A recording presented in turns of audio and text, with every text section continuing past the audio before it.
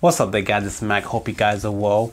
I just really wanted to quickly talk about this awesome game, Zelda Link's Awakening on the Nintendo Switch. This was the remake on Nintendo Switch from a game that was released back in Game Boy time, original Game Boy, so I believe it was like 26 years ago, something like that.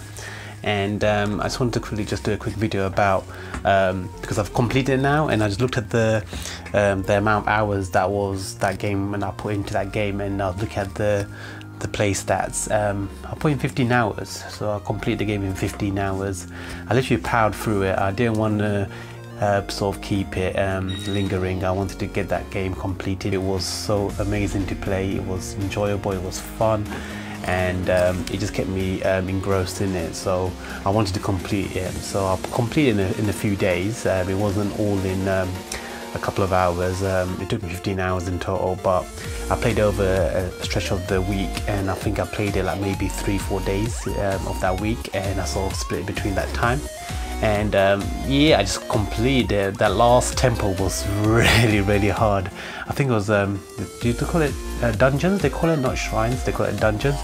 The last dungeon was really hard. I used Austin John Plays. I used a lot of his walkthroughs to get through some of these dungeons, because that last dungeon was just ridiculous. You wouldn't want to do that without having to watch some sort of a walkthrough guide, because there's a lot of repeat steps that you have to do if you do it incorrectly, and it's a complete maze. I'm okay for puzzles, but not too crazy puzzles, and that one was a really crazy puzzle at the end. But overall, the game's very I just want to give you my thoughts about it, because it was really awesome to play a top-down Zelda. I've only completed Legend of Zelda: Ocarina of Time on the N64, and I've picked up a lot of the other Zelda games I want to play over time, and I haven't got around to playing them yet. This one came out, I picked it up, I played it, my very first introduction to top-down Zelda, and I gotta say it was brilliant.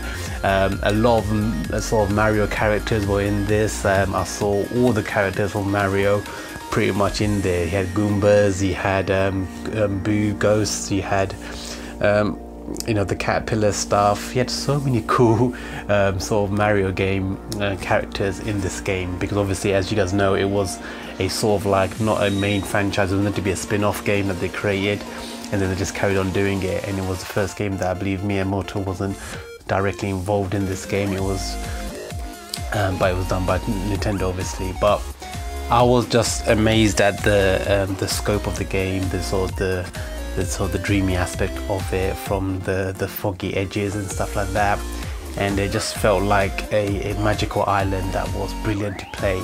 And I absolutely just went with the flow, and it reminded me so much of playing Pokemon Blue, the original Pokemon Blue on Game Boy. Whenever I played that game, and when I played the Pokemon Let's Go Pikachu, which was a remake of the original Red, Blue, and Leaf Green and Yellow, it just felt like that. It had that sort of top-down view, very bright colours. Even the battle mechanics were very similar to it. Obviously, this was more action. It wasn't like a turn-based action like Pokemon is, but this one was obviously way more direct, and it just felt right. And I'm just quite happy that fact that I managed to obviously complete it. I know a lot of people tend to pick up games and then don't ever get around to playing them, or even completing them, or even beat the game. I'm making it a priority for myself to, if I do pick up a game, I'm going to try and complete the story mode at least the first time, and I may not revisit it for a long time, if not ever, but I will definitely try and complete the story mode the very first time that I pick it up, because otherwise I don't feel like I got my money's worth if I bought the game and never completed it. So it was just fun to play. I played a lot of it on handheld mode also whilst watching YouTube. I played it on dual monitors, so I was watching some of the gameplay of Austin John Plays whilst I was playing on a secondary monitor. I played it on my TV. I played it on handheld mode when I was out and about, because it was an offline game. Obviously, you can play it wherever you are. And I played a lot of it on the 8BitDo Genesis Mega Drive style controller by 8BitDo, so I can use my D-pad on it, and it was the floating D-pad on that controller. It was pretty awesome to play.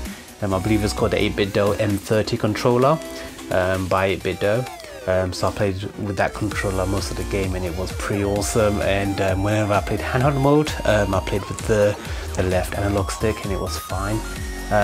But all in all, man, it was such a cool experience. I could definitely see why a lot of people love this game. A really cool storyline, good twists as well, and the bosses were pretty sick. A lot of epic battles, and the way you could defeat them was really interesting as well. The way you develop your armor, your defense, as well as your attacking power was really awesome to do. And I just really enjoyed the game overall. A very cool experience, and I definitely recommend you guys complete it if you haven't played it.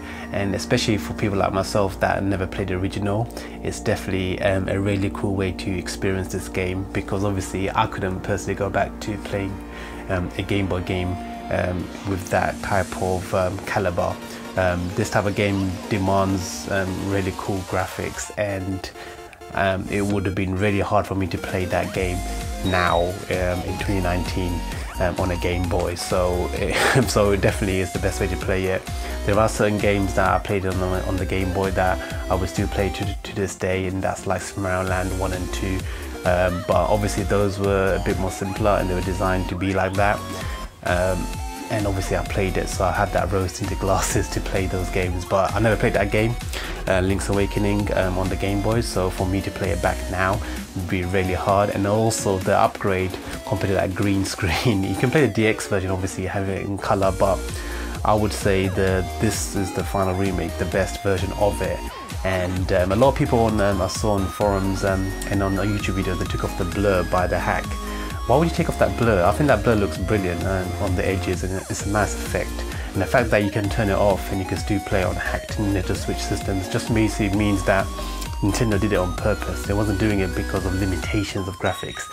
They did it so that it looks nice. You've got that nice little edge blur so that you focus on the center of the screen, and that's where Link is and all his characters. And the art style was really cool. I really enjoyed the art style. The way you chop the grass reminded me a lot of when you're walking through the grass in Let's Go Pikachu on the Pokemon game.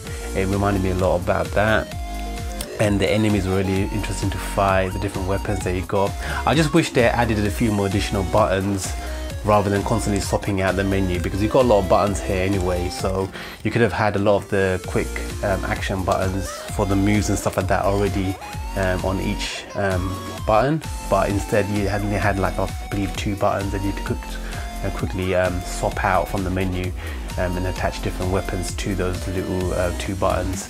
So that was a bit annoying, but other than that, I just felt it was an enjoyable game. So I would definitely recommend you guys pick it up. My brother especially, I know you haven't played it yet, definitely take my copy and make sure you play that game, because you haven't completed Breath of the Wild either, so play this game at least. What I also like is that because it was a remake of a Game Boy game, it had that Game Boy length, not like the games of today where like things like Breath of the Wild where you can put in 100 hours and you're still nowhere near the ending. But this game was 15 hours for me to complete. A lot of people said that they completed in 8 hours, so it's nice, short and sweet, the right amount of time, and that's what I need nowadays, because I ain't got time to I ain't got much time to be putting into games as much as I would like to, because just life in general. You know, as you get older you realize how you realize how less time you do actually have to put into games, and that's why RPG was never a thing that I actually enjoyed, because I never had the time to even play RPGs. So that's probably why I never enjoyed RPGs like that. But this game is definitely a nice action adventure game that I would definitely recommend anyone to play, and you can sort of play in little bits and pieces, and you can complete it within 3 weeks if you wanted to. Definitely less than a month if you play sparsely, but if you want to play it all together you can probably do it in about a week like me. And it was the right amount of adventure, not too much, not too complex, and that owl that you had there also helps you, it guides you through the story if you do get stuck. And it was just like, again, just like Pokemon Blue, every time you go to a different section it unlocks a new path, or you get a new weapon that you can move a rock, or you cut a bit of grass. It reminds me of Pokemon, you know, when you taught Bulbasaur how to vine whip, and you could cut the vine and you could go into a new extra area, or you jump onto Lapras and you could start swimming and surfing through the water, and then you get into the water islands. It's like that, you know, the different gym islands that you can go to. That's what Link's Awakenings is like. It's like different sections of the map where you can access only after you complete a certain amount of stuff on the map, which is pretty much what you need to do to move on, and it completes that level. So each dungeon sort of represents like a gym. You progress your way through like that, and then you sort of complete the game, and then you also done all that what's needed. You can obviously go above and beyond and get all the little additional side missions and stuff like that, but I personally was just focusing on the game, and wherever I can pick up additional heart pieces to, you know, to get more hearts was helpful, and I sort of did that, and it was just fun, man. It was just pretty cool. A lot of nice little tidbit secrets that you can sort of pick up on your way, and very interesting game mechanics. Art style really cool for the game, and it works, and it will stand up for a long time in the future as well because of the art style that they chose.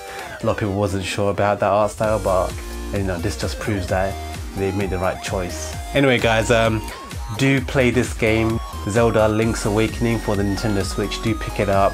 I picked it up for, I believe, about 30 quid, and haven't regretted it at all. It was a really cool pickup, really cool game, and I do recommend you guys play it. Anyway guys, hope you guys enjoyed this sort of discussion about Link's Awakening. Just a game that I've completed and I wanted to talk about it. I think I completed it in the first week and a bit. The first week that I picked it up, I pretty much completed it. So I've been meaning to do this video for a while, but I know I haven't had the time to. But hopefully you guys enjoyed this video and liked it. Do hit that like button if you liked the video, and do subscribe if you haven't. Really appreciate all my subscribers and all the comments, so thank you very much for that. Until next time, take it guys, this is Mac. Peace out.